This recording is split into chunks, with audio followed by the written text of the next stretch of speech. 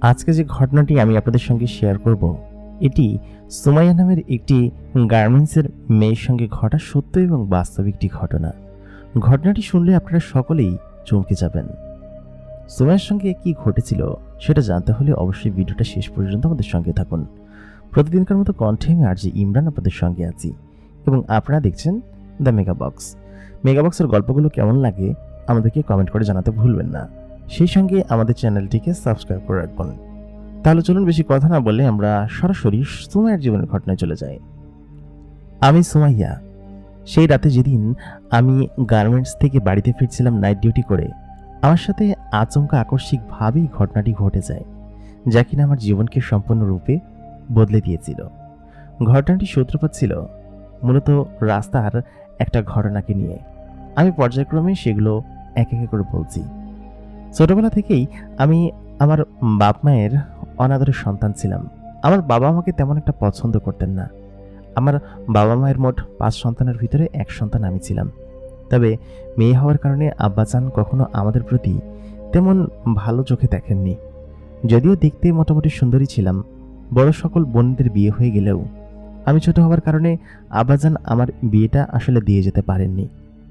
যার কারণে সকল বোনদের বিয়ে হওয়ার পরেও ততদিন পর্যন্ত আমি প্রায় কুমারীই ছিলাম। আমার বয়স তখন 18 বছর। আমি বাসায় থাকতাম এবং মায়ের কাছে মায়ের অন্ন ধ্বংস করতাম। মা টুকটাক এদিক ওদিকে কাজ করে আমাদের সংসার খোরাক জোগাতেন। আমার যে বড় ভাই ছিল তিনি তার নিজের সংসার চালাতেন, যার কারণে এক প্রকার বাধ্য হয়ে আমাকেই কাজে ঢোকার সিদ্ধান্ত নিতে হয়েছিল। আব্বা মারা যাওয়ার কয়েক মাস পর থেকেই আমাদের সংসারে একটা অন্যরকম টানপোড়েন দেখা দিতে শুরু করলো। তখন আমি এবং মা ওই সংসারে থাকতাম। আমার যে বড় 2 ভাই ছিল তারা আমাদের কোনো দায়িত্বভার তেমন নিতেন না। আর বোনরা তো বিয়ে হয়ে গিয়েছে, তারা তো আর এসে আমাদেরকে দেখবে না। যার কারণে মা আমাকে বলল কি যে তুই কোনো একটা কাজ কর, না হলে কোনোভাবে এটা চালানো সম্ভব হচ্ছে না। মা ততদিনে বেশ খানিকটা অসুস্থ, প্রায় বিছানা ধরা হয়ে গিয়েছে।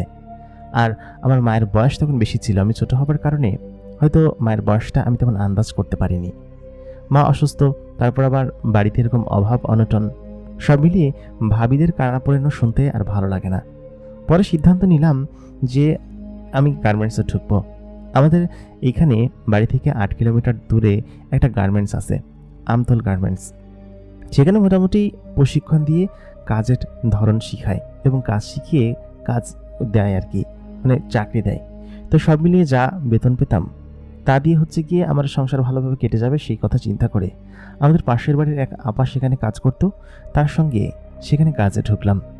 আমি প্রায় নিয়মিতই তার সঙ্গে কাজে যেতাম এবং তার সঙ্গে কাজ থেকে চলে আসতাম বিকালের আগেই, মানে সন্ধ্যার আগেই মোটামুটি বাড়িতে চলে আসা হতো। তবে যে সময় আমার সঙ্গে ঘটনাটি ঘটে সেটা হচ্ছে আমার কাজে জয়েন করার প্রায় 1 বছর পরের ঘটনা। তখন আমার বয়স 19-20 বছর হবে এরকম। তো আমি মূলত রাত জেগে ওইখানে ওভারনাইট করতে, মানে ওভার ডিউটি করতে শুরু করলাম। এটা করার কারণ হচ্ছে আমার টাকার প্রয়োজন ছিল। মায়ের অসুস্থতা বেড়েই চলেছে, তারপর আবার সংসারের এটা ওটা খরচ আগে থেকে তার কমেনি, বরং আগে থেকে খরচ বৃদ্ধি পেয়েছে, যার কারণে টাকার অধিক প্রয়োজন ছিল। যা বেতন দিত তা দিয়ে আমাদের সংসার কোনোভাবে চলতো, টেনে টেনে চলে যেত। তবে ওই যে চিকিৎসার খরচ এটা ওটা সব মিলিয়ে আরও বেশি টাকার প্রয়োজন ছিল। সেই জন্য ভাবলাম এই মাসের 10-12 দিন ওভারটাইম করব। সেরকমই চিন্তা। 4-5 দিন ওভারটাইম করার পরে 6তম দিনে আমি ওভারটাইম করলাম রাত 11:30 পর্যন্ত। এর বেশি তো থাকার সুযোগ নেই, আর 12টার আগে ফ্যাক্টরি বন্ধ হয়ে যায়। তারপর আবার সকাল 6টা-7টা থেকে খোলে। তো এই সময়টাতে আমাকে সকলের সাথে বেরিয়ে যেতে হবে।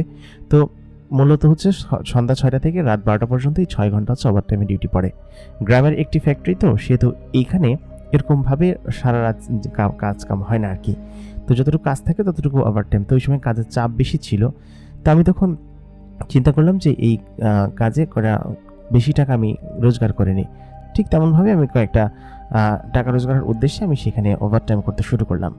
তো যাই হোক, সেই রাত্রেবেলা আমি কাজ সম্পূর্ণ করে সকলের সঙ্গে একসঙ্গে আসছিলাম। তো আমার গ্রামের রাস্তা আবার একটু পাশ দিয়ে ভিন্ন দিকে পড়ে, ওইটা ছিল একটা কাঁচা রাস্তা। তো আমাদের ফ্যাক্টরি যে গাড়ি ছিল সেই গাড়িটা তো মেন রাস্তা দিয়ে যায়, আমাদের গ্রামের রাস্তা ঢুকবে না। তো সেটা আমাদের গ্রামের রাস্তায় সেই ফ্যাক্টরির গাড়িটা আমাকে নামিয়ে দিয়ে ওরা চলে যায় সোজা পথে। আর আমাকে মূলত এই গ্রামের রাস্তা দিয়ে আরও 1 কিলোমিটার ভিতরে হেঁটে যেতে হবে, তারপর আমাদের বাড়ি পড়ে। তো রাত তখন 11:30 বাজে। তো ওই টাইমে মূলত হচ্ছে আমাদের গ্রামের অনেক বখাটে ছেলে নেশা পানি করে, আমাদের গ্রামে আবার নেশা পানি করার অনেক প্রভাব ছিল ওই টাইমে। তো গ্রামের অনেক বখাটে ছেলে যারা কিনা নেশা পানি করে, এবং আমার শরীরের প্রতি তাদের অনেক লোভ ছিল, কারণ হচ্ছে এদের মধ্যে থেকে অনেক ছেলে আমাকে প্রপোজ করেছে প্রেমের জন্য।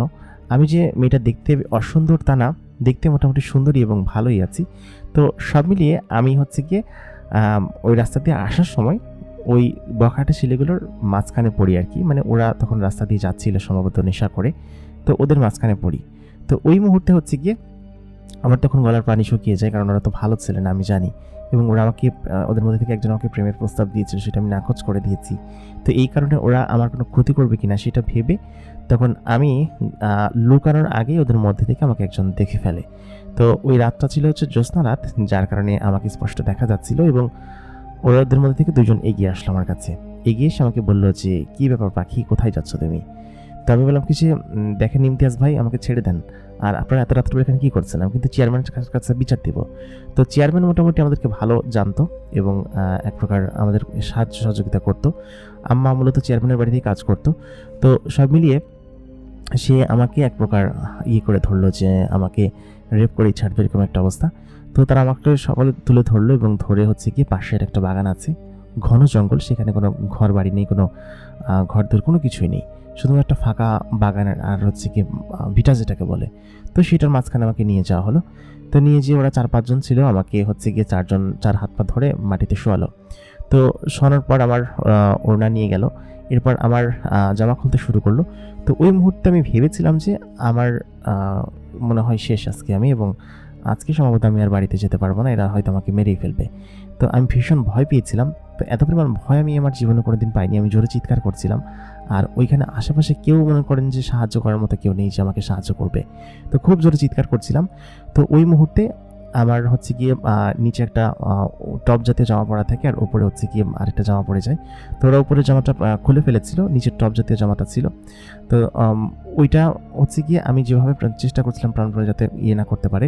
তো ওই মুহূর্তে আচমকা, আমি জানি না এটা সৃষ্টিকর্তা পদার্থ কোনো জিনিস কিনা বা অন্য কোনো কিছু কিনা আমি জানি না, আচমকা খেয়াল করলাম যে ওরা নিজেরাই চিৎকার চেঁচামেচি করতে শুরু করলো, খুব জোরে চিৎকার চেঁচামেচি করছে, এবং একটা অদৃশ্য কোনো কিছু তাদেরকে মারছে, খুব দ্রুত গতিতে তাদেরকে মারছে এবং খুব বাজেভাবে তাদেরকে মারছে। এবং আমি খেয়াল করলাম যে কোনো একটা অদৃশ্য অবয়ব, তাকে দেখা যাচ্ছে না, মাঝে মধ্যে স্পষ্ট হচ্ছে আবার অদৃশ্য হয়ে যাচ্ছে, এরকম একটা অবয়ব আমার আশেপাশে। তো আমি উঠে তখন পাশে সরে গেলাম। তো পাশে সরে গাছটা লুকিয়ে পড়লাম। আমি দেখতে পাচ্ছিলাম যে কোনো একটা অদৃশ্য ছায়া, সেই ছায়াগুলো তাদেরকে একদম বেদম পেটাচ্ছে, একদম পেটাতে পেটাতে প্রায় তাদেরকে মাটিতে শুয়েই ফেললো, এরকম বাজে অবস্থা। তো তারপর তারা সকালে হচ্ছে গিয়ে এখান থেকে পালালো। তো একজন সেখানে পড়েই ছিল এরকমভাবে। তো সেই একজনকে ওই জিনিসটা তুলে একবারে পানির ভিতরে ফেলে দিল, পাশে পুকুর আছে সেই পুকুরের ভিতরে ফেলে দিল। তো তখন হচ্ছে গিয়ে আমি ওইখানে দাঁড়িয়ে থেকে আমি চলে যাব নাকি দাঁড়িয়ে থাকবো, এটাই আমি যেন বুঝতে পারছিলাম না, আমার মাথায় তখন কিছু ঢুকছিল না।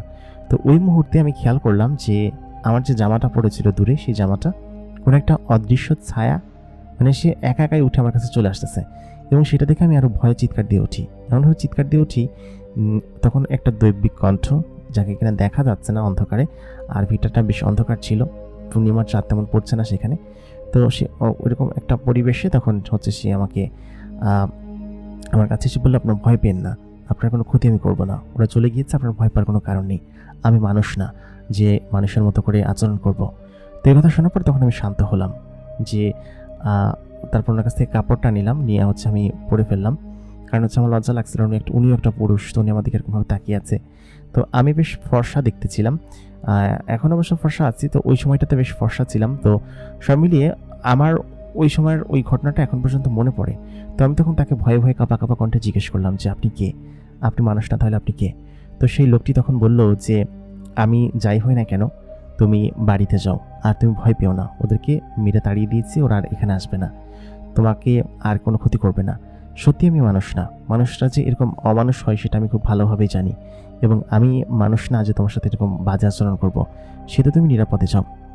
তো তখন আমি ওইখান থেকে ভিটা থেকে রাস্তা উঠে আসলাম। তো আমি ভয়ে তখন কাঁপছিলাম এবং শরীরে আমার থরথর করে কাঁপছিল।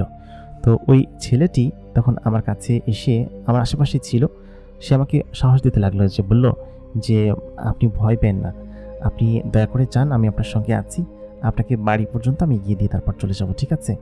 তো তখন আমি খানিকটা সাহস সঞ্চয় করতে শুরু করলাম, কারণ হচ্ছে একজন আছে যে আমাকে অন্ততপক্ষে সেভ করেছে তাদের হাত থেকে, এবং সে অন্ততপক্ষে খারাপ কেউ না যে আমার ক্ষতি করবে। তখন আমি হচ্ছে গিয়ে ওইখান থেকে বাড়ি পর্যন্ত আসি, এবং আসার পর আমি বাড়ির গেটে যখন ঢুকবো তখন আমি তাকে বলি যে, আপনি কি আছেন এখন এখানে?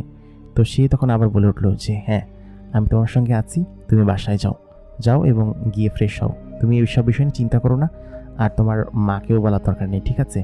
তো আমি তখন বললাম যে, আমার মা আছে সেটা আপনি কীভাবে টের পেলেন? তখন ওই ছেলেটা বলল যে, আমি তোমার ঘরে তোমার মা শুয়ে থাকা দেখতে পাচ্ছি, তো সে তো সেটা দেখেই বলেছি, আর তোমাকে বাঁচানোর পরে তোমার সমস্ত খবর আমি নিয়েছি, তো সে তো তুমি যাও, তুমি যাও, তোমার সঙ্গে পরে কথা হবে। তো আমি তখন বললাম যে, আপনি কে? আপনি আমার এত বড় উপকার করলেন, আপনি আমার বাড়ি থেকে ঘুরে যান। তো ছেলেটি তখন বলল, আজকে না, আজকে তোমার মনের অবস্থা খুব খারাপ, আমি বুঝতে পারছি, তুমি বাড়িতে যাও, গিয়ে গোসল করে খেয়ে দিয়ে একটা ঘুম দাও, তোমার সঙ্গে পরে আবার কথা হবে। তাই বলে সে চলে গেল। তো তার কণ্ঠ আমি আর শুনতে পেলাম না কয়েকবার ডেকেও, তো ভাবলাম চলে গিয়েছে। তখন আমি ঘরে আসলাম। ঘরে আসার পর মূলত ওই ছেলেটার জন্য আমার মনের ভিতরে খানিকটা সাহস সঞ্চয় হয়েছিল। তো ছেলেটা কে, কোত্থেকে এসেছে, কেন আমাকে বাঁচালো, তাকে কেন দেখা যাচ্ছিল না, সে অদৃশ্য কোনো কিছু কিনা বা ভিন্ন জগতের কিছু কিনা, তাও আমি বুঝতে পারছিলাম না। তো ওই মুহূর্তে আমার আসলে আর কিছু মাথায় ঢুকছিল না যে এরকম একটা বড় ঘটনার সম্মুখীন আমি হয়েছি। তো সে আমাকে আমার মাকে বলতে নিষেধ করেছে, কারণ মা অসুস্থ, সে নিজেও বুঝতে পেরেছে। তার মানে সে একটা উপকারী ছেলে, এবং কে আমি কালকে তাকে আবার জিজ্ঞেস করব। তো তারপর আমি হচ্ছে গিয়ে বাড়ির বাসায় এসে খেয়ে দিয়ে গোসল করে ঘুমালাম। তো ঘুমানোর পর রাত্রেবেলা আমি স্বপ্ন দেখলাম তাকে, যে একটা অদৃশ্য ছায়া আমাকে এসে বলছে যে, তুমি কেমন আছো? তো আমি এই স্বপ্নটা দেখে তখন লাফতে উঠে গেলাম। তখন শুনলাম যে মাইকে ফজরের আজান হচ্ছে। তেমনিতেও রাত্রেবেলা তেমন ভালো ঘুম হয়নি, নামাজ পড়ে দোয়া পড়ে তারপর হচ্ছে আমি রান্না করতে চলে গেলাম। তো 9টার আগে আমাকে আবার ফেরত যেতে হবে গার্মেন্টসে, সেখানে গিয়ে আবার কাজ করতে হবে। তো এই কাজ করাটা হচ্ছে আমার জন্য একটু কষ্টকর বিষয়। এই যে সকাল 9টা বাজে চলে যায়, 10টা থেকে অফিস শুরু হয়, 9টার দিকে আমাদের গাড়ি এসে নিয়ে যায়। তো 9টার আগে আগে হচ্ছে আমাদেরকে ওই রাস্তা পর্যন্ত যেতে হবে, আবার রাত 10টা-11টা বাজে বাসায় ফেরা, এই টানা 12 ঘন্টার ডিউটি, 12-13 ঘন্টা। তো সব মিলিয়ে এক প্রকার অন্যরকম কষ্টের মধ্যে দিয়ে দিন যাচ্ছিল। তো টাকার প্রয়োজন, এখন কিছু করার ছিল না। তো ওই ঘুমেই সকালবেলা উঠে রান্নাবান্না করে, খাওয়া দাওয়া করে, মাকে ওষুধ খাইয়ে, তারপর নিজে খেয়ে, তারপর খাবার নিয়ে আমি রাস্তায় এসে দাঁড়ালাম গাড়ির জন্য। তো গতকালকে যা ঘটেছে তা আসলে আমি ভুলতে পারছিলাম না কেন যেন, আমার মনের ভিতরে গেঁথেছিল। তো ওইটা কেন ঘটেছে বা কিসের জন্য এরকমটা করেছে, এই বিষয়ে যদি আমি চেয়ারম্যানের কাছে গিয়ে বলি, আমার কাছে তো কোনো প্রমাণ নেই। তো প্রমাণ ছাড়া বললে হয়তো ওদের কাছে ওরা কিছু করবে না। তো সেহেতু আমার আর কিছু করার নেই। আমি ভেবে নিলাম যে ওদের কাছ থেকে আমি আর প্রতিশোধ নিতে পারবো না। আর আমি বেঁচে গিয়েছি, যে এটাই সবথেকে বড় কথা। এর থেকে বড় কথা আর কিছু হতে পারে না। তো গাড়িতে উঠলাম, উঠে সকলে দেখলো যে আমি থম মেরে বসে আছি, কারোর সঙ্গে কথা বলছি না। আমার কলিগ যারা আছে, যাদের সঙ্গে বসে কাজ করি। তো গার্মেন্টসে গেলাম, সারাদিন কাজ করলাম, চুপি মনে কোনো কথা বললাম না, চুপচাপ কোনো কথা না বলে কাজ করলাম। তো ওইদিনকে বিকালবেলা যখন ছুটি দিবে, তখন হচ্ছে কি আমি বললাম কি যে, আমি আর ওভার নাইট করবো না, আমি নাইট ডিউটি না করে বাড়িতে যাব, আমাকে ওভারটাইম করার দরকার নেই, আমার আসলে রাত্রেবেলা যেতে সমস্যা হয়। তো তখন মালিক পক্ষ বললেন যে, তুমি তো একবার নাম লিখাইছো তাই না, আর এখন গার্মেন্টসে কাজের চাপ বেশি, তুমি এই টোটাল সার্কেল কমপ্লিট না করে তুমি যেতে পারবে না, আর তোমাকে এটা করতেই হবে। তো এই কথা বলার পর আমি তখন বললাম যে, আমার যেতে তো সমস্যা হয় রাত্রেবেলা। তখন বললো যে, সেটা তো আমার সমস্যা না, তোমাকে তো আমার গাড়ি নামিয়ে দিয়ে আসে তোমার গ্রাম পর্যন্ত, তারপর তুমি কীভাবে যাবে সেটা তোমার বিষয়। তো যাই হোক, চাকরি বাঁচাইতে হলে এটা করতেই হবে, আর আমি তো মূলত বেশি টাকার জন্য নাম লিখিয়েছিলাম।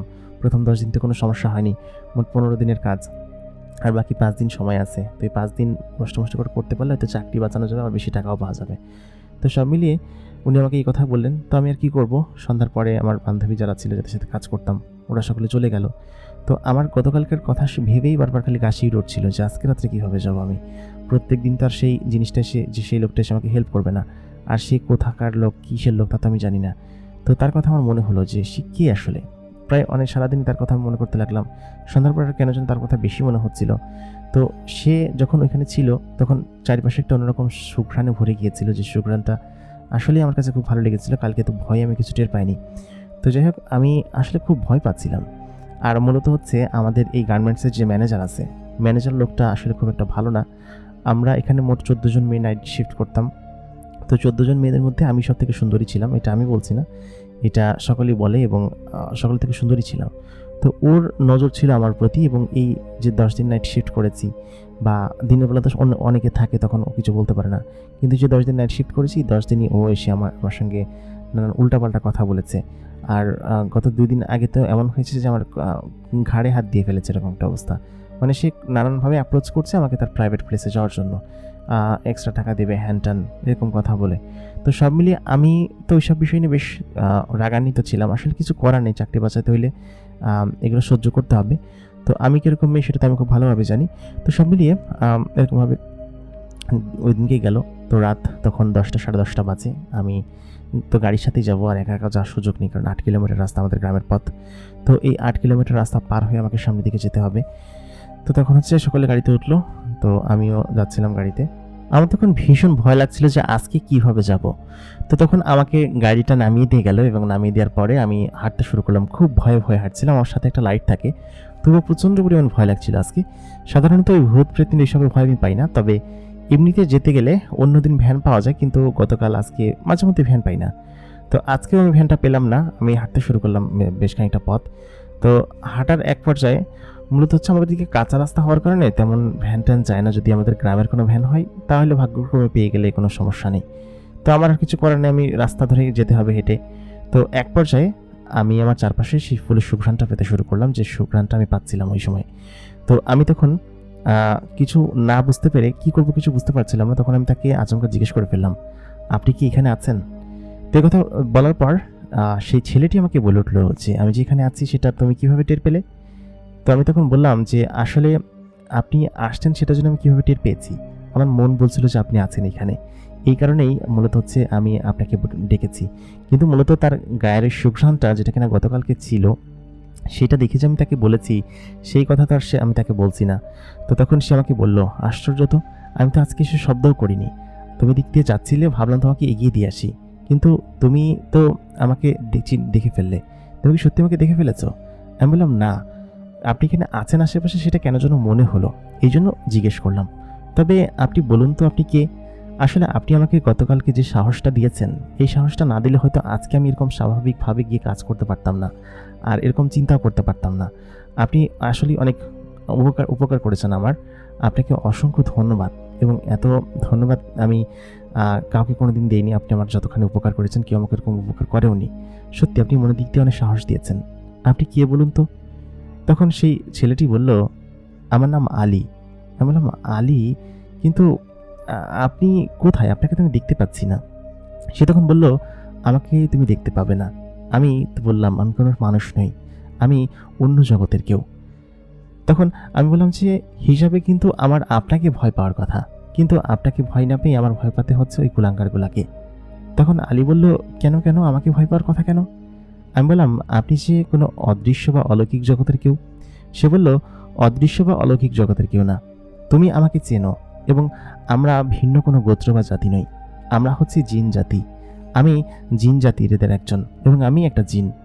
এই জন্য মূলত হয়তো তোমার কাছে ভিন্ন কোনো গোত্র বা জাতি মনে হতে পারে, কিন্তু কোরআন শরীফে আল্লাহ তাআলা জিন জাতিদের সম্পর্কে বর্ণনা করেছেন, এবং আমরা আমাদের মতো থাকি আমাদের কায়দায়। কিন্তু সেদিন রাত্রেবেলা, মানে গতকালকে রাত্রে, আমি যখন দেখলাম যে তোমার উপর কয়েকটা লোক অত্যাচার করছে তোমার বিরুদ্ধে, এবং এইটা দেখে তখন আমি আসলে ঠিক থাকতে পারিনি। তখন আমি এসে তাদেরকে সরজমিনে শাস্তি দিই। আসলে মূলত আমি পৃথিবীতে খুব একটা আসি না, আমাদের আশাও পড়ে না। বললাম না যে আমরা জিনজাতি, আমরা আমাদের মতো করে আমাদের অঞ্চলে থাকি, আমাদের অঞ্চলের বাইরে আমরা কখনো যাই না। তবে তোমার ওই চিৎকার শুনে আমি সত্যি ওইদিকে আর উড়ে যেতে পারিনি একা একা। তখন আমি সত্যি জমিনে নেমে আসি এবং এসে তোমাকে উপকার করি এবং তোমার ইজ্জত বাঁচাই।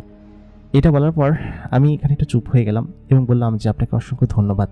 আপনি যে উপকারটুকু আমার করেছেন, এটা আসলে কেউ সত্যি করে না, আর আমার সত্যিকালকে খুব বড় সর্বনাশ হয়ে যেত। আমি এটাকে মেনে নিতে পারতাম না, হয়তো আমার সুইসাইড করতে হতো। সে তখন বলল যে সুইসাইড কেন করবেন, এমনটা করার কোনো দরকার নেই, আর আমি আপনার সঙ্গে আছি। আপনার কোনো ক্ষতি হোক সেটা আমি চাই না, বা ক্ষতি হতেও দিব না। আপনি সবসময় নিরাপদে থাকবেন। আপনার নাইট ডিউটি কয়দিন আছে? আপনি মনে মনে বলছিলেন সেটা। আমি বললাম, আপনি কিভাবে জানলেন যে আমার নাইট ডিউটি কয়দিন আছে? সে তখন বলল, আমি মোটামুটি সব কিছুই জানি আপনার বিষয়ে, আমি খোঁজ করেছি। আপনারা মোট 5 ভাই বোন, আপনার বাবা নেই, আপনার মা অসুস্থ, আর আপনি এখন একটা গার্মেন্টসে কাজ করেন, নাইট শিফট করেন, কারণ হচ্ছে কি আপনার অতিরিক্ত টাকার প্রয়োজন। এই জন্য মূলত হচ্ছে কি আপনি নাইট শিফট করছেন। আজকে আপনার বসকে জিজ্ঞেস করেছিলেন যে এরকমভাবে নাইট শিফট করবেন না, কিন্তু আপনার বস আপনার কথা না করে দিয়েছে। এবং আপনাদের অফিসে একজন বখাটে বাস্টার্ড আছে যে কিনা আপনার শরীরে হাত দেয়। তো তাকেও আজকে আমি দেখে নিয়েছি, তার আঙ্গুলটা আমি ভেঙে দিয়েছি। কালকে গিয়ে দেখবেন তার হাতে ব্যান্ডেজ করা। তো যারা মেয়েদের শরীরে হাত দেয় বিনা অনুমতিতে, তাদেরকে আমি বরদাস্ত করি না কোনোভাবেই। তো এই কথা বলার পর তখন আমি হা হয়ে গেলাম। আমি বললাম, কী বলছেন? আপনি তো আমার কল্পনার থেকেও ফাস্ট। আমি যা কল্পনা করেছি তার থেকে অনেক দ্রুত আপনি। তখন আলী বলল, কি কল্পনা করেছো তুমি? আমি তখন বললাম যে না, কিছু না, আমার লজ্জা লাগছে। তখন আলী বলল, আচ্ছা ঠিক আছে, তোমার ভয় পেতে হবে না, ঠিক আছে? আর তুমি যা কল্পনা করেছো তোমার কল্পনাতেই রাখো। শোনো, তোমার যে কয়দিন নাইট ডিউটি আছে আমি সেই কয়দিন তোমাকে বাড়িতে দিয়ে আসবো, ঠিক আছে? আর তুমি যদি সারা মাস ভরে নাইট ডিউটি করতে চাও করতে পারো, সমস্যা নেই। আর তুমি এত কষ্ট করছো কিসের জন্য বলো তো? তুমি 10টা to 5টা অফিস করলেই তো পারো, সেটা করেই তোমার সংসার চালালেই তো তুমি পারো, তাই না? তুমি অতিরিক্ত কষ্ট কেন করছো? এই কথা বলতে বলতে প্রায় বাড়ির কাছাকাছি পৌঁছে গেলাম। তখন আমি তাকে বললাম, আপনাকে কালকে বলবো। আসলে আপনি কিরকম অদৃশ্য হয়ে কথা বলেন সকলের সঙ্গে, আপনাকে দেখা যাচ্ছে না কিসের জন্য? সে তখন বলল যে আমি একটা জিন জাতি, তো সকলের থেকে আলাদা, আর আমি হচ্ছে কি কাউকে দেখা দেই না, আর আমি চাই না যে তুমি আমাকে দেখো, আমাকে দেখলে তুমি ভয় পাবে, সেহেতু আমি তোমাকে অদৃশ্য থেকেই তোমাকে হেল্প করতে চাই, ঠিক আছে? আমি তখন বললাম যে আপনি তো আমাকে অনেক হেল্প করেছেনই, নতুন করে আর কি হেল্প করবেন? অনেক সাহায্য করেছেন আমাকে, যে সাহায্যটুকু আপনি করেছেন এটা কেউ করার জন্য করে না। আপনি আমার ইজ্জত বাঁচিয়েছেন, এবং আমার এই যে কয়েকদিন আপনি আমাকে পাহারা দিবেন সেটা ভেবেই তো আমার খুব আনন্দ লাগছে। আজকে সারাদিন আপনার কথা ভেবেছি জানেন। তারপর ভেতর থেকে আমার মা তখন ডেকে উঠল। মা হয়তো দেখেছে যে আমি উঠানে দাঁড়িয়ে কারোর সঙ্গে কথা বলছি। মা বলল, কি রে সোমাইয়া, কার সঙ্গে কথা বলছিস? আমি তখন বললাম, মা, কারোর সঙ্গে না। তখন তাকে বললাম, আচ্ছা ঠিক আছে, আজকে তাহলে আপনি আসুন, ঠিক আছে? আপনাকে ধন্যবাদ, আপনি তো আমাকে দেখা দিচ্ছেন না, আপনি আমাদের বাড়িতে একদিন আসলে আমি বেশ খুশি হব, খুব আনন্দিত হব। তারপর সে এখান থেকে চলে গেল বিদায় নিয়ে। আমি ঘরের ভিতরে চলে গেলাম। মাকে বললাম, মা তুমি এখনো ঘুমাওনি? মা বললো যে তোর জন্য অপেক্ষা করছিলাম, এত দেরি করে আসিস প্রত্যেক দিন, রাত বেরাতে কি হয় না না হয়।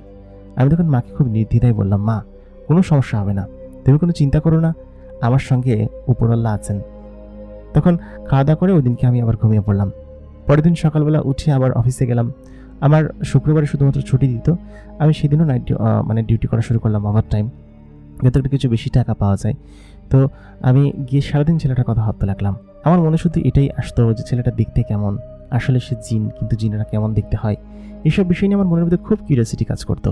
মনে হতো যে সে আসলে দেখতে কেমন হবে, কার মতো হবে, বা তার শরীর কেমন, তার চোখ মুখ কেমন, বা ছেলেটা দেখতে খুব সুদর্শন কিনা, এটাই আমার মনে হতো। এর আগে আমি সত্যি কারোর সঙ্গে কোনো প্রেম করিনি। স্কুলে থাকতে একজনকে অবশ্য ভালো লাগতো, তাকে সেই প্রেমের কথা কখনো বলা হয়নি, কিন্তু এই ছেলেটার প্রতি আমার কিউরিয়াসিটি কেন যেন একটু একটু করে বাড়তে শুরু করলো, তার প্রতি ইন্টারেস্টিং জাগতে শুরু করলো। এটা কিসের জন্য আমি বলতে পারবো না। কাজে বসেও কেন যেন সবসময় আমার তার কথা মনে হতো। এটা কিসের জন্য আমি জানি না, তবে তার কথা ভাবতে আমার বেশ ভালো লাগতো। ওই দিন রাত্রেবেলা আমি যখন কাজ শেষ করে বাড়ি থেকে ফিরছিলাম, আমি জানি যে সে আমার সাথে সাথে আছে, এবং আজকে তার সঙ্গে একটু মজা নেবে বলে তাকে আমি আর তেমন কিছু বলিনি। আমি নিজের মতো করে হেরে যাচ্ছিলাম। অর্ধেক পথ যেতেই সে আমাকে বলে উঠল, কি ব্যাপার সুমাইয়া, আজকে যে তুমি কোনো কথা বলছো না, আজকে আমার উপস্থিতিকে তুমি টের পাওনি? আমি বললাম যে টের পাবো না কেন, পেয়েছি তো সেই তেমাথা থেকেই। আমি গাড়ি থেকে নামার পর থেকেই আপনি আমার সঙ্গে ছিলেন। আমি দেখছিলাম যে আমি যদি আপনাকে কোনো সাড়া না দিই তাহলে আপনি কি করেন।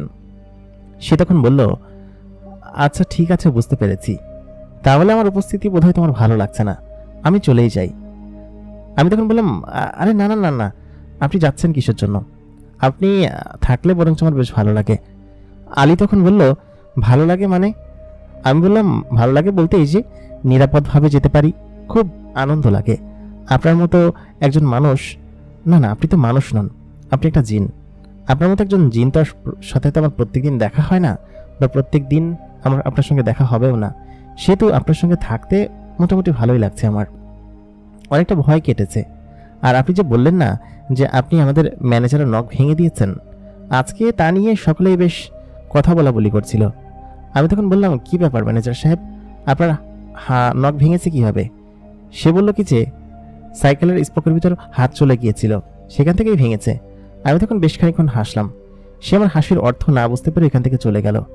আর মনে হয় না সে আমার দিকে বাজে নজরে তাকাবে। আলী তখন বলল, হ্যাঁ সেটা ঠিক, তবে বেচারা লোকটা এরকম কিসের জন্য কে জানে। আমি বললাম, এরকম আরও অনেকে আছে, আমাদের ডিপার্টমেন্টে না, অন্য ডিপার্টমেন্টে আছে। আলী বলল, আচ্ছা ঠিক আছে, তাদের ব্যবস্থাও করব। মেয়েদের শরীরে যে হাত দেয় সে তো আর মানুষ হতে পারে না, অমানুষের পর্যায়ে পড়ে।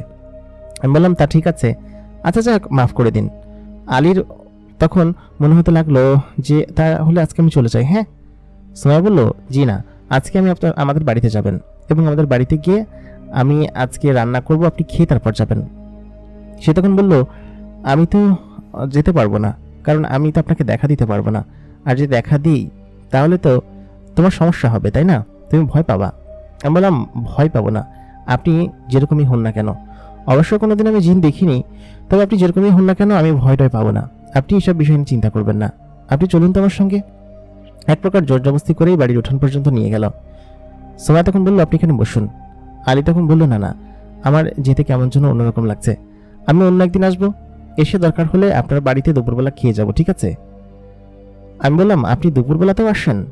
আমি তো আপনাকে শুধুমাত্র রাতে দেখি। আলী বলল, আমি সবসময় সব জায়গায় যেতে পারি, আর এতে করে আমার তেমন সমস্যা হয় না, সেহেতু এসব বিষয়ে তুমি চিন্তা করো না, চলে আসবো যে কোনো একদিন দুপুরে। তারপর সোমাইয়া বলল যে আমি তো দুপুরবেলা থাকি না বাড়িতে, আমি তো গার্মেন্টসে থাকি। তারপর আলী বলল, তোমার একদিন ছুটি আছে, শুক্রবার দিনে তোমার ছুটি থাকে। আমি বললাম যে ঠিক আছে, কিন্তু সেদিন তো আমি ওভার ডিউটি করি। অবশ্য আগামী শুক্রবার কোনো ওভার ডিউটি নেই, সেদিন না হয় আপনি আসবেন। আর না আসলে কি বা করা, আপনি রাত্রেবেলা যে কোনো একদিন আসেন, আমি রান্না করে রেডি হয়ে বসে থাকবো। আলী বলল, না না থাক, আজকে আমি যাই, ঠিক আছে, আমাকে যেতে হবে। তাই বলে সে চলে গেল। সুমাইয়ার কেন যেন রাত্রেবেলা ঘুম আসছিল না। এই 4-5 দিন আলী তার সঙ্গে কথা বলেছে, তার সঙ্গে মিশেছে, তার জন্য কত কিছু করেছে। এত কিছু দেখিয়ে সুমাইয়ার মনের মধ্যে একটা অন্যরকম আবেগঘন মুহূর্ত এবং অনুভূতি সৃষ্টি হতে লাগলো। সুমাইয়া পরের দিন কাজে গিয়ে কেন যেন কাজে মনোযোগ দিতে পারছিল না। হঠাৎ করে তার হাতে একটা সূচ ফুটে গেল। তার পাশে থাকা বান্ধবী বলল, কি যে কি ব্যাপার বান্ধবী, কি হয়েছে? আচমকা এরকম তোর সমস্ত কিছু পরিবর্তন হয়ে যাচ্ছে, অন্যমনস্ক হচ্ছিস কাজে, প্রেমে টেমে পড়েছিস নাকি? আমি বললাম যে আরে না, কি বলছিস, প্রেমে পড়বো কিসের জন্য, এমনিতেই এই সব কিছু মিলে খারাপ লাগছিল তাই জন্য, তাছাড়া তেমন কিছু না। তারপর দিন সারাদিন কাজ করলাম। সন্ধ্যার পরে ওই দিনই আমার লাস্ট নাইট ডিউটি ছিল, তো ওই দিনকে লাস্ট আমি ওভারটাইম শেষ করে আমি যখন গ্রামের ওই রাস্তায় নামলাম, তো নামার পথে আমি খেয়াল করলাম যে ছেলেটি মানে আলী আমার পিছনে আছে এবং আমার সঙ্গে সঙ্গে আসছে। তো আমি তার ছায়ার অবগয় আজকে দেখতে পাচ্ছি, সেদিনকে যেরকমটা দেখেছিলাম। আমি তখন বললাম, আলী আপনি আমার সাথে সাথে হাঁটতে পারেন, আমার পেছন পেছন আসা লাগবে না। আলী বলল, কি যে আজকেও তুমি টের পেয়ে গিয়েছো যে আমি তোমার সঙ্গে আছি? আমি বললাম, টের না পাওয়ার কি আছে, আসলে আমি বললাম না যে আমি আপনার হার্টবিট শুনতে পাই, আপনি আমার আশেপাশে আসলে আমি টের পেয়ে যাই। আলী তখন বলল, কীভাবে টের পাও তুমি? আমি তো কিছু বুঝতে পারছি না, তুমি কি সত্যিই? তাই বলে আলী পাশাপাশি হাঁটতে শুরু করলো। তখন আলীর শরীরের অববাই খানিকটা বোঝা যাচ্ছিল, এতদিন ওইগুলো বোঝা যায়নি। তারপর আমি খেয়াল করলাম যে আলীর হাতে একটা থলে রয়েছে। আমি বললাম, থলেতে করে কি কিছু নিয়ে এসেছেন আমার জন্য? সে তখন বলল যে তুমি কিভাবে বুঝলে যে তোমার জন্য কিছু নিয়ে এসেছি? তুমি আসলেই সমস্ত কিছু বুঝে যাও। তারপর সে আমাকে তার হাতে থাকা থলেটা এগিয়ে দিল, বলে কি যে এর ভিতরে তোমার জন্য বেশ কিছু সরঞ্জাম আছে তোমার ব্যবহারের, দুটো কাপড় আছে, আর হচ্ছে কিছু চুড়ি, তারপর সাজগোজের জিনিস আছে, আমি শখ করে তোমার জন্য কিনে নিয়ে এসেছি। তুমি দেখো, এই জিনিসগুলো তুমি পরো। হ্যাঁ, তখন আমি বললাম, এই জিনিসগুলো পরার সময় তো আমার হয় না। আচ্ছা ঠিক আছে, আপনি যেহেতু বলছেন তাহলে আমি পরবো। তারপর আমি খুলে দেখতে গেলাম, ও বলল কি যে ঠিক আছে, এগুলো বাসায় নিয়ে খুলে দেখো, ঠিক আছে, এখন খোলার দরকার নেই। তারপর আমার সঙ্গে সঙ্গে হাঁটতে শুরু করলো। বেশ খানিক্ষণ পর ইতস্তত করে আমার দিকে কিছু জিনিস বাড়িয়ে দিল। দেখলাম তাতে বেশ কিছু খাবার রাখা একটা থালার ভিতরে, অনেক ধরনের ফল, মিষ্টি, তারপর আরও কী জাতের জন্য খাবার যা আমি কোনোদিন দেখিনি। সে আমাকে সেই খাবারগুলো দিল। আমি কিছু এত বড় থালাটা আমি কী করবো? আলী তখন বলল, এটা আমি তোমার জন্য নিয়ে এসেছি, তুমি এটা নিয়ে যাও। আলীর এরকম ভালো আচরণ দেখে আমার নিজেরই কেমন যেন আলীর প্রতি একটা অন্যরকম ভালোবাসা কাজ করছিল দিন দিন। তার প্রতি একটু একটু করে সহানুভূতি এবং মমতা জন্মগ্রহণ করছিল, যা ভালোবাসা নাকি অন্য কোনো কিছু আমি জানতাম না। তবে এই 1-2 সপ্তাহে আলী আমার জন্য যা করেছে তা হয়তো অন্য কেউ এখন পর্যন্ত আমার জন্য কোনোদিন করেনি, যার জন্য আমার তার প্রতি একটা অন্যরকম মায়া, এবং এটা কিসের অনুভূতি আমি বলতে পারবো না। আমি তখন তাকে বললাম, আচ্ছা ঠিক আছে, তাহলে আমি এগুলো নিচ্ছি, তবে আপনাকে যে আমি কিছু দিতে পারলাম না। আলী জানালো যে আমাকে কিছু দিতে হবে না, তুমি শুধু সবসময় তোমার মুখে এই হাসিটা রেখো, যা আমার খুব ভালো লাগে। আলী আমার প্রশংসা করে গেল, যা কিনা আমার কাছে খুব অনবদ্য লেগেছে। আমি বললাম, সত্যি আমার মুখের হাসি আপনার অনেক ভালো লাগে? আলী বলল যে হ্যাঁ, তুমি খুব সুন্দর করে হাসো, তুমি হাসি খুশি থাকলে তখন আমার বেশ ভালো লাগে। তারপর প্রায় বাড়ির কাছাকাছি চলে আসলাম। বাড়িতে এসে আমি তাকে বিদায় দিলাম। আগামী 2 দিন পরে শুক্রবার ছিল। আমি যখন ঘরের ভিতরে গেলাম, ঘরের ভিতরে গিয়ে দেখি তার ভিতরে বেশ দামি কিছু পোশাক রাখা। তার ভিতরে একটা রয়েছে 3 পিস জাতীয় বেশ ভারী একটা কাপড়, যার উপরে বেশ কাজ করা, বেশ ছোট ছোট পুঁথির কাজ করা। তবে সেগুলো পুঁথি নাকি অন্য কিছু জানি না। তারপর আলো পড়তে অন্যরকম একটা বিকিরণ করছিল। সাধারণত এরকম দামি পুঁথি বা আমি দেখিনি। তো এগুলো কিসের সেটা আলীর কাছে আসলে জিজ্ঞেস করতে হবে। দেখে মনে হচ্ছে ভীষণ দামি জামা, শুধু দামি না, দামির উপরে দামি। তার উপর তার সঙ্গে একটা ভিন্ন রকমের ড্রেস আছে, যে ড্রেসটা এর আগে আমি কোনোদিন দেখিনি, তবে আমার গায়ের মাপে একদম ফিট এবং খুব সুন্দরভাবে আমার গায়ে লাগে। তো আমি সেই দুটো জামাই পরলাম, পরে নিজেকে আয়নায় দেখলাম। সত্যি তখন খুব ভালো লাগছিল এবং নিজেকে বেশ ভাগ্যবতী মনে হচ্ছিল যে আমার ভাগ্যবুদ্ধি পরিবর্তন হয়ে গিয়েছে। যাকে আমি কখনো দেখিনি, যার কণ্ঠ শুধুমাত্র শুনেছি, যে কোনো মানুষও না, তার প্রতি এরকম টান আমার কিসের জন্য হচ্ছে আমি বুঝতে পারছি না। এই 2 সপ্তাহে তার প্রতি অন্যরকম একটা ভালো লাগা আমার কাজ করতে শুরু করেছে। তাকে কিন্তু আমি কখনো চোখে দেখিনি। আমি জানি যে সে একটু দেখতে ভিন্ন রকম হবে, হয়তো পুষ্টিত হতে পারে, জিনেরা সাধারণত যেরকম হয়, কিন্তু আমি তো কোনোদিন জিন দেখিনি। সে আদতেও সুন্দর হবে নাকি কুষ্ঠিত হবে, সেসব বিষয় নিয়ে আমার অনেক চিন্তা ভাবনা। তাকে দেখার আমার খুব ইচ্ছা। সে কি কখনো আসবে আমার সঙ্গে দেখা করতে? সে বলেছে সে নাকি দেখতে ভালো না, সেজন্য সে আমাকে দেখা দিতে চায় না। আমি নাকি তাকে দেখলে ভয় পাবো। কিন্তু যাকে আমি আমার মনটা প্রায় দিয়েই ফেলেছি, সে ভালো হোক বা খারাপ হোক, কুষ্ঠিত হোক আর যাই হোক, তা দিয়ে আমার কি যায় আসা যায়? সে তো বেশ ভালো একটা জিন, সেটাই আমার জন্য যথেষ্ট। তবে তাকে যদি আমি ভালোবাসার কথা বলি, সে কি মানবে বিষয়টা, নাকি বলবে যে আমাদের ভালোবাসা কখনো সম্ভব না? এইসব জিনিস চিন্তা করতে করতে আমার প্রায় রাত কেটে গেল। সে যেসব সাজগোজের জিনিস দিয়েছিল সেগুলোও দেখলাম, খুব সুন্দর। আর যে খাবারগুলো দিয়েছিলাম সেগুলো মাকে দিলাম। মা বলল, এত জিনিস তুই কোত্থেকে নিয়ে আসলি? আমি মাকে একটু মিথ্যা কথা বললাম। আমাদের অফিসে আজকে অনুষ্ঠান ছিল, তো সেই অনুষ্ঠানের যত জিনিসপাতি ছিল সব আমি নিয়ে এসেছি। সবার শেষে ছিলাম, তো জন্য বস আমাকে সব দিয়ে দিয়েছে, এই জন্য নিয়ে এসেছি। মা সেই জিনিসগুলো খুব তৃপ্তি করে খেলো, আমি নিজেও খেলাম। এত সুস্বাদু খাবার আমি আমার বাপের জন্মে কোনোদিন খাইনি, বাপ থাকতে তো কোনোদিন খাওয়াইনি।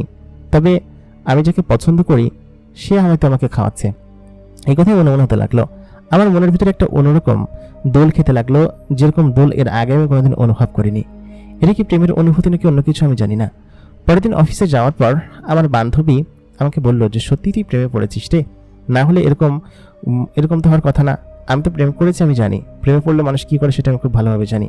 তা ছেলেটাকে, আমি তাকে ছেলেটার কথা যে বলতে পারলাম না। আমি বললাম, আছে একজন যাকে দেখলে, সে বললো আমাদের গার্মেন্টসের কেউ নাকি?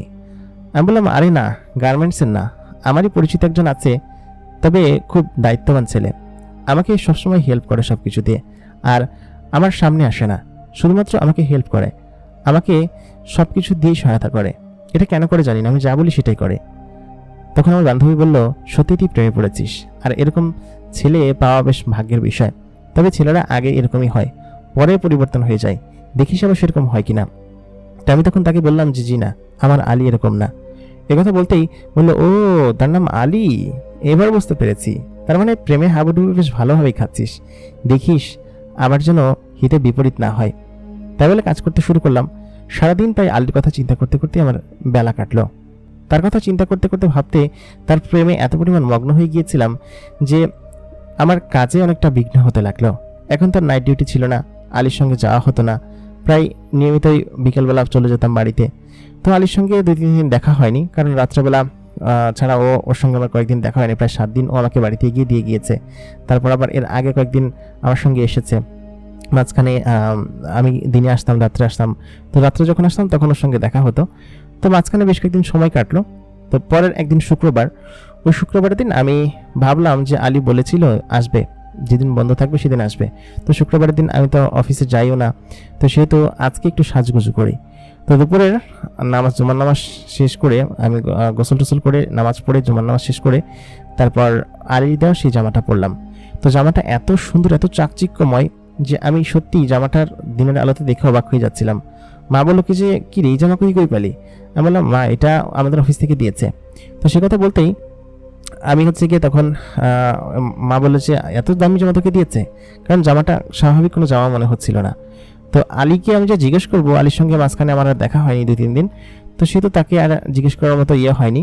তো ভাবলাম যে আজকে সম্ভবত সে যদি আসে, যদি আমাকে উল্টাপাল্টা ভাবে দেখে তাহলে কেমন ভাববে। অবশ্য সবসময় আমাকে ওই 3 পিস বা গার্মেন্টসের কাপড়ে দেখেছে, ভালো কাপড়ে হয়তো দেখেনি। আর আমি সাজতে আমাকে খুব ভালো লাগে, সেটা আমি নিজেই দেখি। তো আলী যেসব জিনিসপাতি দিয়েছিল সেই সব জিনিসপাতি সহ অন্যান্য সব জিনিসপাতির সঙ্গে আমি তখন সেজে গুজে বেশ ভালো রান্না করে বসে রইলাম, যে আসুক আর না আসুক, যদি আসে। তারপর আমি মাকে বললাম যে মা তুমি খেয়ে নাও, আমি পরে খাবো। আমি তার জন্য অপেক্ষা করছিলাম সে যদি আসে। তো এই মুহূর্তে আমার তখন তন্দ্রা লেগে এসেছে। তো আচমকা আমি খেয়াল করলাম যে আমাদের উঠানের উপর কেউ একজন এসে ডাকছে যে অমুক ভাই, তোমার ভাই বাড়িতে আছে? তো আমি তাকে দেখে বললাম কি যে না, আমার ভাই তো বাড়িতে নেই। তো লোকটার মুখে লম্বা দাড়ি এবং বেশ সুঠাম দেহ, তারপর তার চেহারার ভিতরে একটা নুরানি ভাব আছে, একদম মুসলিম চেহারা। তো সে আমার ভাইকে এসে খুঁজছে। তাই আমি বললাম কি যে না, ভাই তো বাসায় নেই।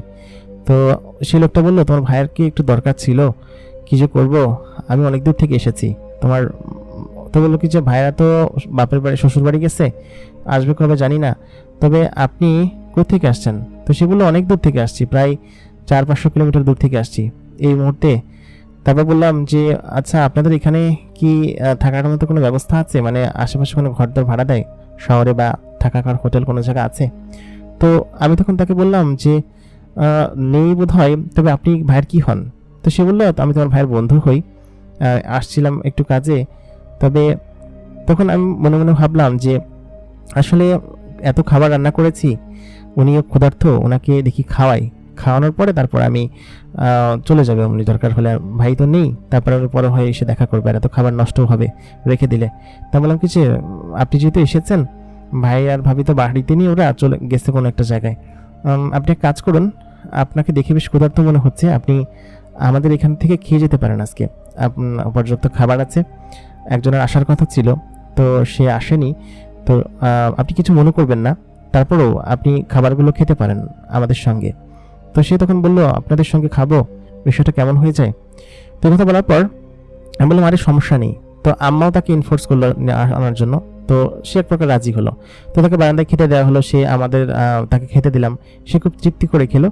এবং যাওয়ার সময় আমার আম্মার হাতে একটা থলে দিয়ে গেল, বললো কি যে আসলে মেহমান বাড়ি আসলে তো কিছু নিয়ে আসতে হয়, আমি তো কিছু নিয়ে আসতে পারিনি, এটা আপনার জন্য, আপনি রাখুন। তো আম্মা বললো কি যেটার ভিতরে কী আছে? তো ওই ছেলেটা তখন বললো যে যাই হোক আপনি রাখুন, আমি চলে গেলে তারপর খুলবেন। তো সে খাওয়া দাওয়া শেষ করে আমি তাকে বিদায় দিলাম। আমার মন বেশ খারাপ ছিল, কারণ গিয়ে যার আসার কথা সে পরপর 2 শুক্রবার আসেনি, তার জন্য আমি রেডি হয়ে সমস্ত কিছু করেছি, কিন্তু সে আসেনি। তারপর সে চলে গেল। আমার তো মন খারাপ ছিল। সন্ধ্যার দিকে আমি গিয়ে আমার দেওয়ার পোটলাটা খুললাম। তো খোলার পর আমি গিয়ে তখন আমার মাথায় খেলতে শুরু করে, আমার তখন অবাক হয়ে যায়, কারণ পোটলার ভিতরে কয়েকটা স্বর্ণালঙ্কার ছিল এবং বেশ দামি গহনা ছিল, এবং তার ভিতরে একটা জিনিস ছিল যেটা কিনা আলী আমাকে দিয়েছিল, এবং ওই সেম জিনিসটা আলীর সঙ্গে ছিল, সেটা ছিল একটা আংটি। আলী আমাকে এই একদিনের ফাঁকে আলী আমাকে এই আংটিটা দিয়েছিল। তো আমি আমার এই আংটির সঙ্গে আলীর ওই আংটিটা মিলিয়ে দেখলাম। তো আমি তখন বুঝতে পারলাম যে দুপুরবেলা যে এসেছিল সে আসলে বন্ধু, আমার ভাইয়ের বন্ধু না, বরঞ্চ সে আলী। তখন আমার মনের মধ্যে একটা অন্যরকম অনুভূতি এবং খুশি মনোভাব হতে লাগলো, এবং খুব আনন্দিত ছিলাম। কিন্তু এই স্বর্ণ গহনা এই জিনিসগুলো কেন দিয়ে গেল সেটাই বুঝতে পারলাম না। তো আমি যাই হোক সেগুলো আমন্ত্রণ, সেটা গ্রহণ করলাম আমি, এবং আমি দেখলাম একটা গলার হার, তারপর চুড়ি, কানের দুল, সেগুলো সব স্বর্ণের, প্রথমে ভেবেছিলাম সিটি গোল্ডের, কিন্তু পরবর্তীতে এগুলো যে স্বর্ণের আমি তা বুঝতে পারি, কারণ হচ্ছে বেশ ভারী ছিল। সিটি গোল্ড এত ভারী হয় না। আমি পরে এটা নিয়ে ওকে যখন জিজ্ঞেস করি তখন বলে। তো যাই হোক, ওই রাত্রেবেলা আমি তখন এত পরিমাণ খুশি ছিলাম, কারণ ভালোবাসার মানুষের কাছ থেকে, সে তো কোনো মানুষ না, ভালোবাসার একটা জিন, তবে মনের মানুষ। তো আবারও সেই মনের মানুষ বলে ফেললাম, আসলে মনের জিন তো, তাই না? আমরা সচরাচর যা বলি ঠিক তেমনটাই। তো সে তো মনের জিন, তো সেহেতু তাকে, তার প্রতি একটা ভালোবাসা, ভালো লাগা আছে। সে আমার এখানে এসেছে এরকমভাবে অদৃশ্য হয়ে, বা আমাকে দেখা দেয়নি, কিন্তু আজকে তাকে দেখেছি আমি। তো এটা যখন আমি বুঝতে পারিনি, তখন আমার নিজের জিহ্বার মধ্যে কামড় দিলাম, বললাম কি যে ইস, কীভাবে বুঝতে পারলাম না, সে আসলো আর আমি বুঝতে পারলাম না কিছু। তারপর হচ্ছে কি, আমি তার জন্য রাত্রেবেলা অপেক্ষা করতে লাগলাম। সেরকম সাজগুজ আমি খুলিনি, সাজগুজেই আমি বসে আছি। আমার যে ঘরের উঠান আছে, উঠানের সামনে একটা পেয়ারা গাছ ছিল, সেই পেয়ারা গাছের নিচে আমি বসেছিলাম চেয়ার পেতে, যে ওকে আসবে আজকে, ওর জন্য অপেক্ষা করছি এতক্ষণ। তো যাই হোক, আমি তখন রাত প্রায় 11:30 বাজে, 12টার কাছাকাছি। তো আমি উঠে ঘরে চলে গেলাম। তো ওই মুহূর্তে আমি আশপাশে একটা ঘ্রাণ পেলাম। তো সেই ঘ্রাণটা আলীর শরীরের ঘ্রাণ ছিল, এবং ও আসলে আমি তখন সেটা পেতাম। আমি সঙ্গে সঙ্গে বললাম, আলী তুমি এসেছো, তুমি এরকমটা কেন করলে আমার সঙ্গে বলো তো? আলী তখন একটু হাসলো, হেসে বলল যে যাক, তাহলে তুমি আমাকে তুমি করে বলা শুরু করেছো। তো আমি যে কেন তুমি করে বলে ফেললাম সেটা আমি নিজেও জানি না, হয়তো নিজের অধিকার বোধ থেকে যে আমি আলীকে ভালোবাসি সেই জন্য। তাছাড়া আমি কিভাবে যে তুমি করে বলে ফেললাম আমি বলতে পারবো না। আমি তখন ওকে বললাম যে যাই হোক, আমাকে লজ্জা দিও না, তুমি দুপুরবেলা এরকমভাবে এসেছো, আমাকে তোমার পরিচয় কেন দিলে না? আলী তখন বলল যে পরিচয় দিলে কি করতে? সে বলল যে পরিচয় দিলে তুমি হয়তো আরেকটু বেশি আপ্যায়ন করতে। আমি দেখতে চেয়েছিলাম যে তুমি অপরিচিত একজন কাউকে কিভাবে আপ্যায়ন করো। তো তুমি আসলে বেশ ভালো একটা মেয়ে, লক্ষ্মী একটা মেয়ে, এই জন্যই আমি তোমার কাছে পরিচয় গোপন করে এসেছিলাম। আর তুমি তো আজকে আমাকে দেখেছো, তাই না? তো আমি তখন বললাম যে হ্যাঁ, তোমাকে তো আমি দেখেছি। আর তুমি কেন বললে যে তুমি দেখতে সুন্দর না? তোমার মতো সুদর্শন পুরুষ আমাদের এই অঞ্চলে দ্বিতীয়টা নেই, আর তুমি বলছো যে তুমি দেখতে অসুন্দর। তো আলী তখন বলল, এটা তো আমার আসল রূপ না, আমরা তো জিন, আমরা চাইলে যে কোনো কারোর রূপ ধারণ করতে পারি, ওটা আমার আসল রূপ না, আমি ওই রূপ ধারণ করে তোমার কাছে এসেছিলাম। তখন আমার মনটা খানিকটা খারাপ হলো। বললাম কি যে আমি ওই চেহারাটাই অনুভব করে আমি আপনাকে আমার মনের মধ্যে গেঁথে রেখেছি, আর আপনি সেই চেহারাটাকে ফেক বললেন, আপনি সেই চেহারাটা আপনার না সেটা বলছেন। আলী তখন বলল, ওটা যদি পছন্দ হয় তোমার, তাহলে এর পরের বার থেকে আসলে আমি ওই রূপ ধারণ করে আসব, এবং আমি ওই রূপ কখনো পরিবর্তন করব না, এটা আমার সারা জীবনের রূপ হিসেবে ধারণ করব। তখন আমি একটু খুশি হয়ে বললাম যে আপনি যে রূপে আসেন না কেন, আপনাকে আমার ভালো লাগে যেভাবে, সেরকমভাবেই আমি আপনাকে ভালো লেগে যাবে আর কি। তো সেহেতু আপনি সবসময় আমার মনের ভিতরে যেরকমভাবে ছিলেন সেরকমভাবেই থাকবেন। আলী তখন বলল, সত্যি আমি তোমার মনের ভিতর আছি? এই কথা বলার পর আমি খানিকটা লজ্জা পেয়ে গেলাম। লজ্জা পেয়ে তারপর আমি বললাম, ধুর, তুমি যে কি বলো না। তারপর আলী বলল কি যে তুমি সত্যি কথা বলো। তারপর আমি আমার মনের কথাটা চেপে রাখতে পারলাম না, কারণ আমার খুব করে ইচ্ছে হচ্ছিল যে ওকে আমি দেখি। আমি বললাম যে আলী, আমি আসলে কিছুই চেপে রাখতে পারছি না, আমি আর এই অটানন নিতে পারছি না। আসলে আমি না তোমাকে ভালোবেসে ফেলেছি। এটা কেন হয়েছে আমি জানি না, তুমি কীভাবে জিনিসটা নিবে তাও আমি বলতে পারবো না। একটা মেয়ে হয়ে তোমাকে ভালোবাসার কথা বলছি। তখন আলী আমার সামনে দৃশ্যমান হলো। আলীর সেই চেহারা, তার মুখে সুন্দর কালো দাড়ি, তার মাথায় সেই টুপি, তার পরনে সেই পাঞ্জাবি, সেই সমস্ত জিনিস দেখে আমার এত পরিমাণ ভালো লাগতে শুরু করলো যে আমি নিজের অজান্তেই তার কাছাকাছি যে যাব, সে আমাকে বলল, তাহলে আসো আমার কাছে, আমি যে তোমাকে ভালোবাসি, ভালোবাসার টানেই যে তোমার কাছে ফিরে আসি বারবার। এটা বলতেই আমি দৌড়ে তাকে গিয়ে জড়িয়ে ধরলাম, এত শক্ত করে জড়িয়ে ধরলাম, আর তার বুকের ভিতরে এত পরিমাণ শান্তি লাগছিল আমার যে আমি বলে বোঝাতে পারবো না।